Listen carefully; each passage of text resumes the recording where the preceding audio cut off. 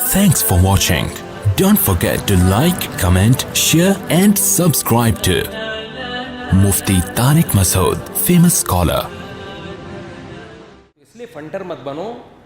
इस्लाम ने जो दायरा खींचा है ना, देखो दो इंतहाएं हैं. एक इंतहा रहबानियत की तरफ लेके जाती है आपको, और एक इंतहा इबाहत पसंदी की तरफ, लिबरलिज्म की तरफ लेके जाती है. लिबरल लोगों के यहाँ इतनी आसानियाँ हैं कि निकाह के तकल्लुफ़ की भी ज़रूरत नहीं. वैसे वो तकरीरें करते हैं कि ये मौलाना लोग कम उम्र लड़कियों, इस बाज़ उलमा ने की है ना, तो शादियाँ करते हैं और यूँ करते हैं. खुद क्या कुछ करते हैं रात की तन्हाइयों में, कितनी कितनी लड़कियों से दोस्तियाँ लगाते हैं. इस पर इनको कोई एतराज़ नहीं होता. एक तरफ ये लिबरलिज्म है जिनकी ख्वाहिशात के दरवाजे चौपट खोल दिए, हलाल और हराम का फ़र्क मिटा दिया. दूसरी तरफ वो मजहबी जुनूनी तबका है जो रहबानियत की तरफ लेके जा रहा है आपको. रहबानियत जो ईसाइयों ने वज़ा की थी कि नहीं भाई बस अल्लाह अल्लाह करना है, बैठ के घर पालना, बीवियाँ पालना, बच्चे पैदा करना और उनके लिए कमाना, ये नहीं है. मुल्क को एटमी पावर बनाना, बस अल्लाह पे तवक्कुल करो. मुल्क को एटम बम बनाने देने की ज़रूरत बोलो नहीं. नमाज से सारे काम हो जाएंगे. अगर नमाज से आपकी सारी हिफाजतें होती तो कुरान सहाबा को ये हुक्म देता सूरह निसा में कि नमाज में भी असलहा ना उतारो, असलहा पहन के नमाज पढ़ो. वद्दल्लज़ीना कफ़रू लौ तग़फ़ुलूना अन अस्लिहतिकुम व अम्तिअतिकुम, क्योंकि काफिर ये चाहता है कि तुम असलहे से और जंगी सामान से गाफिल हो जाओ और तुम्हें नमाज की हालत में देखकर अचानक हमला कर दे तुम पे. है भाई, बोलते क्यों नहीं? कुरान तो कह रहे हैं नमाज भी ऐसे गाफिल होके नहीं पढ़ो कि बम फटे और सारे लेटे हुए हैं. हिफाजत का नमाज के दौरान इंतज़ाम होना चाहिए. लोगों को गार्ड पे इतराज़ होता है. हमारे हज़रत मुफ्ती रशीद अहमद साहब के गार्ड था, नमाज में मिंबर पे आगे खड़ा हो जाता था वो, ऐसे रिपीटर लेके ना, यूं यूं दे. लोगों ने कहा ये कौन सी मस्जिद है, पता नहीं, इनको अल्लाह पे एतमाद और तवक्कुल नहीं. नमाज में तो हम अल्लाह की तरफ मशगूल होते हैं, तो क्या अल्लाह हमें भूल जाएगा? अल्लाह रिपीटर से हमें बचाएगा? क्या मस्जिदों में नमाज के दौरान बम नहीं फटे? और क्या सिर्फ बम ही फटता है, लोग जुड़े हुए रहते हैं बम फटने के बाद? भाई नमाज के दौरान अल्लाह ने करे बम फटा तो चूंकि नमाज में थे इसलिए सिर्फ बम फटेगा, नमाजी नहीं फटेंगे. कभी ऐसा हुआ कि चूंकि ये नमाज पढ़ रहे हैं अल्लाह इनको फटने से बचा लेगा? अबे क्या हो गया, क्यों समझ में नहीं आ रही बात? अबे तबे पे आ जाता हूँ मैं बाज़. तो इलॉजिकल बातें दीनदारों की एक अलामत बन चुकी है. एक दीनदार हैं, वो बड़े नेक आदमी हैं. अब तो मुझे नेक लग के लग जाता है ये उल्टी बात करेगा आगे से. पता चल रहा है नेक है, इसका मतलब अभी ये फेंकू है. मुझे तो वैक्सीन पे हर वक्त ना मलामतें पड़ती रहती हैं, जैसे पता नहीं मैं कोई अल्लाह ना करे यहूदियों का एजेंट हूँ जो आपको वैक्सीन लगाने का मैंने डॉक्टरों के कहने पे मशवरा दे दिया. तो वो कहने लगी क्या वैक्सीन मुफ्ती साहब लगा के रखी हुई है, और क्या लोगों को बताओ ये यहूदियों की कितनी बड़ी साजिश है. एक साहब बैठे हुए थे, वो दूसरे मुल्क से आए थे. उन्होंने कहा यहूदी सबसे ज़्यादा खुद इससे परेशान है वैक्सीन से, जिसकी साजिश है ना. इलॉजिकल बातें, ना कोई रिपोर्ट है ना कोई खबर है. ठीक है आप ना मानो ना लगवाओ, लेकिन चुप करके बैठे रहो, ये अच्छा नहीं है. जब आपको पूरी तहकीक नहीं है, दज्जाल का वैक्सीन से अल्लाह की कसम कोई ताल्लुक नहीं है. दज्जाल आएगा, अपने टाइम पे आएगा, जो करना है वो करेगा. हर चीज जो आपकी समझ में नहीं आ रही दज्जाल के खाते में डाली जा रही है. कह रहे ये जो पाउडर के दूध है ना ये दज्जाली साजिश है. मैंने कहा यार मैं भी डब्बे और पाउडर के दूध का बिल्कुल कायल नहीं हूँ, भैंसों के दूध का कायल हूँ. जो निकलता है वो मेंढक भी उसमें जाते हैं. आपको शुक्र करो ये छान के देते हैं. हकीकत बता, गवाले जब दूध देते हैं ना तो भैंस इतना नहीं देती जितना गवाला दे रहा होता है. ये अल्लाह का शुक्र अदा करो कि ये छान लेते हैं उसको. अगर ये बगैर छाने दें आप ये दूध पीना छोड़ दो. मक्खी मच्छर तो बहुत हल्की चीज़ है, मेंढक निकलते हैं इसमें से, बहुत हल्की चीज़ है मक्खी मच्छर. मेंढक ज़्यादा हो गई लेकिन देख लेना.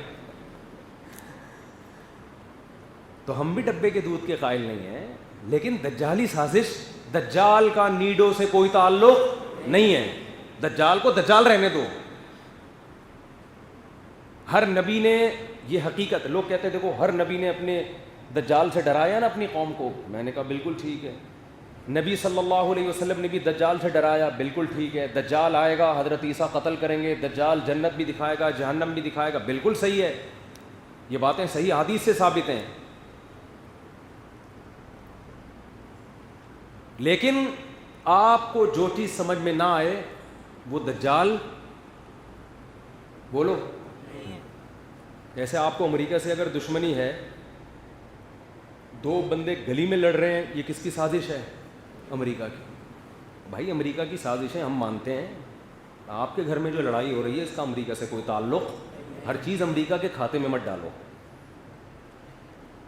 اور روحانی عامل ڈالے گا ساس کے کھاتے میں کہ تمہاری ساس نے کروایا ہے, سوکن کے کھاتے میں ڈال دے گا کہ میاں بیوی کی لڑائی لڑوائی ہے. وہ روحانی عامل اسی کھاتے میں ڈالتا ہے, حالانکہ وہ ان کا اپنی غلطی ہے, لڑ رہے ہیں آپس میں.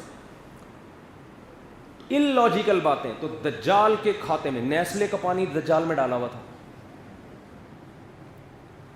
نیسلے اور یہ ایکوفینا اور یہ جو پانی آ رہے ہیں نا کمپنیوں کے, یہ ڈاکٹر آپ کو بتائیں گے یہ فائدہ مند ہے یا نقصان دہ ہے. یہ میں بھی ڈاکٹروں سے ہی پوچھتا ہوں.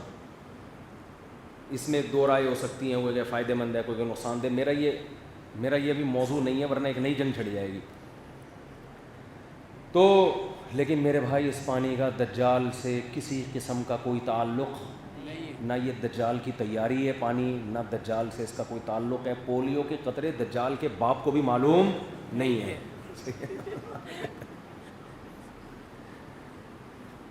دجال آئے گا نا, آپ بولو گے پولیو, کہے گا یار یہ تو مجھے پتہ ہی نہیں. جیسے معین اختر کہتے ہیں میرے ماموں نے جب پولیس بلوائی, مالک مکان نے جب پولیس بلوائی نا, ماموں کرایہ نہیں دے رہے تھے. وہ کہہ رہے تھے کم بخت پانی کیسا آ رہا ہے تو ایک لوٹا بھر کے دکھا دے نلکے سے. تو جب کرایہ نہیں دے رہے تھے تو مالک مکان نے جب پولیس بلوائی تو میرے ماموں نے پولیس کے ایسے ایسے پارٹس کو گالیاں دی ہیں کہ پولیس والوں کو بھی ان پارٹس کا علم نہیں تھا. وہ مجھ سے پوچھ رہے تھے بھائی یہ والے کون سے اعضاء ہیں جسم کے جن کو یہ گالیاں دے رہے ہیں. کہہ رہے ہیں پتہ نہیں, میں نے خود پہلی دفعہ سنی. تو جیسے معین اختر کے ماموں نے پولیس والوں کے جن پارٹس کو گالیاں دی ان کا پولیس والوں کو بھی علم نہیں ہوتا. اور واقعی آج ایسے ایسے پارٹس کو گالیاں دی جا رہی ہیں جو آدمی میں ہے ہی نہیں. بعض میں ایسی گالیاں ایسی ایسی چیزوں کو دی جاتی ہیں جو ہے ہی نہیں. بلب کے رشتہ دار ہوتے ہیں, بلب کے رشتہ داروں کو گالیاں. بلب کی نہ والدہ ہوتی ہیں نہ ہمشیرہ ہوتی ہیں. لائٹ چلی جائے تو لوگ کیا کرتے ہیں, بلب کے رشتہ داروں کو گالیاں دیتے ہیں نا. کیا خیال ہے بھائی؟ تو بلب کے تو کوئی رشتہ دار نہیں ہوتا, لیکن بلب کے رشتہ داروں کو گالیاں.